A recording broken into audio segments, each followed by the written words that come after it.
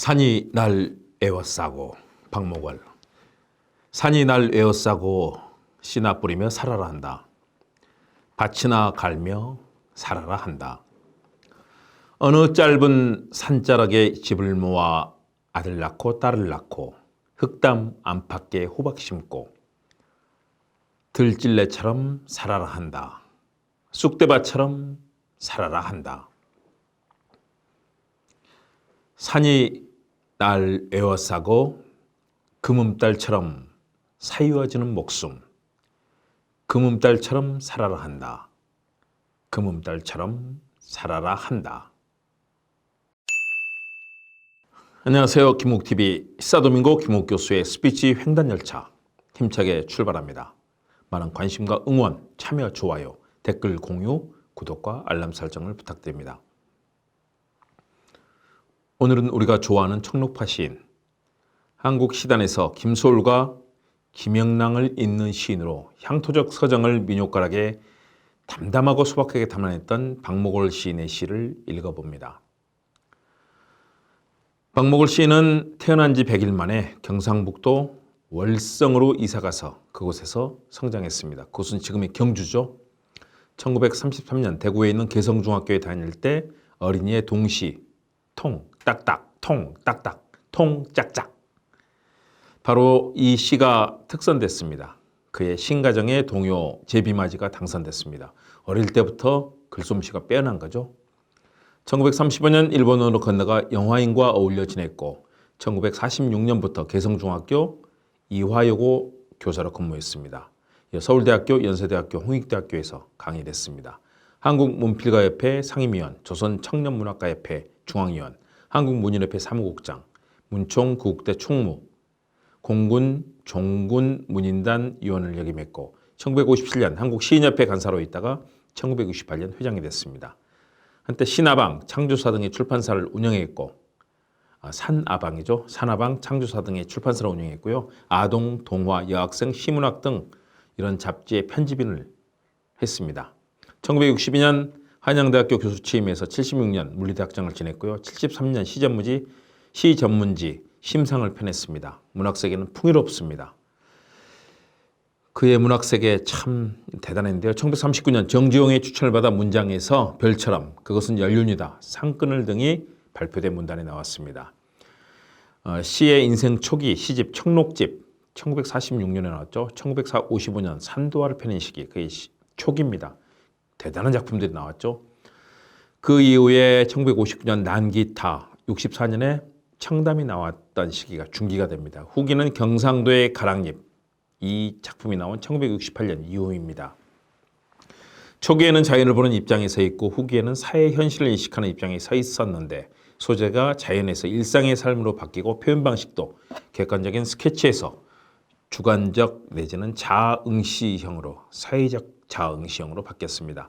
초기에는 보는 자로서의 입장 3인칭에 충실했는데 후기에는 느낀 자 1인칭으로서의 입장에 충실했고 대상과 어느 정도 거리를 두고 동화 내지 화해를 꾀했으며 후기에는 어긋남과 비틀어짐 속으로 빠져듭니다. 구체적으로 보면요. 자연을 노래하고 대상에 대해 주관적인 인상을 그리는 데 힘썼던 시적인 태도, 율격과 간결미에 치중했던 시적 방법, 이것들은 시집 난기타에 와서 변화를 겪게 됩니다. 초기의 청록집과는 다른 거죠. 이 시집에 실린 넥타이를 매면서 또 모일, 서가, 정원 이런 작품을 보면 초기 시의 운율과 시의 효과를 고려하지 않고 시적 대상도 자연에 대한 순수한 관심에서 일상적인 생활에서 우러나오는 감정으로 바뀌면서 생활인의 아픔과 소시민의 고달픔을 담고 있습니다. 난기타는 청록집이나 산도화에서 보여주었던 동화적 욕구의 좌절을 알리는 첫 신호였다고 우리는 평가합니다. 대표적 나그네는 조재훈의 시 완화삼에 화답한 것으로 초기 시가 그렇듯 향토성이 짙고 민요가락을 빌려서 섬세한 시정을 읊었습니다. 나그네를 함께 읽어볼까요? 대단한 시죠? 시조의 운율을 같이 가는 운율의 격이 대단히 높은 시인데요. 우리 민족적인 정서를 가득 담고 있습니다.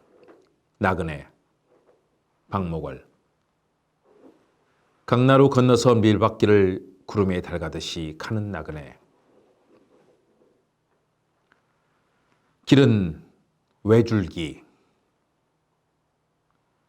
남도 300리, 술 읽는 마을마다 타는 저녁놀.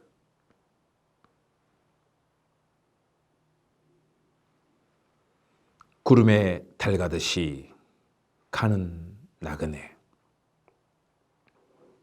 남도 300리를 구름에 달가듯이 펴펴이 가는 그 나그네의 모습. 가다가 막걸리 한 통 또 마시겠죠? 그의 시적 관점, 시관, 또 시의 기능론, 시 방법론은 전통적인 것에 아주 가깝습니다. 그의 시는 사는 것, 시인 자신을 정형화하고 또 정화하고 구제해 주는 것, 시는 기껏해야 그런 것, 이런 시 효능론의 뿌리를 두고 있습니다. 시는 생활 속에서 만들어지고 읽히고 에너지화 된다라고 그는 믿었습니다. 그래서 시는 신념 또는 철학을 구체적으로 드러내는 표현 양식이라는 통념을 완강하게 뿌리치고 한편의 시를 쓰는 과정이나 지식인으로서의 삶을 살아가는 과정에서 지나칠 만큼 욕심을 내지 않는 관조의 모습으로 나타났습니다. 평론으로는 동요 교육론, 또 시와 관조의 세계, 자전적 시론 이런 작품들이 나왔습니다. 시뿐만 아니라 평론에도 능했습니다. 시집은 말씀드린 것처럼 1975년에 구름에 달가듯이, 또 1983년 박목월 시집, 1986년에 달빛에 목성 가듯, 1987년 소금에 빛나는 아침에 이런 시집이 있었고요. 동시집으로는 동시집, 산새알 물새알 이런 작품이 있습니다. 수필집으로는 구름의 서정시, 또 여인의 서, 밤에 쓴 인생론 이런 작품들이 있습니다. 1955년 아세아 자유문학상, 69년 서울특별시문화상, 1972년 국민훈장 모란장, 1975년 대한민국 예술원상을 받았습니다.